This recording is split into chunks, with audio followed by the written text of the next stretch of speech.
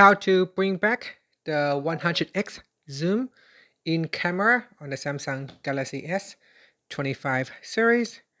First, tap on the home button to return back to the home screen. Now from the home screen, open up the camera app. Next, in here, tap on the quick controls button. And from the menu here, tap on the settings icon.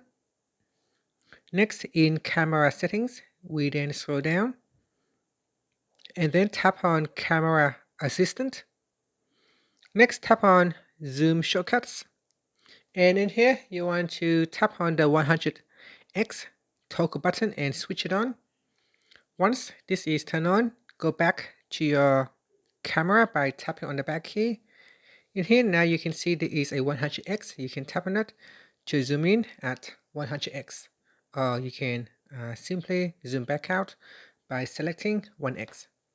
And that's it. Finally, tap on the home button to return back to the home screen. Thank you for watching this video. Please like and subscribe to my channel for more videos.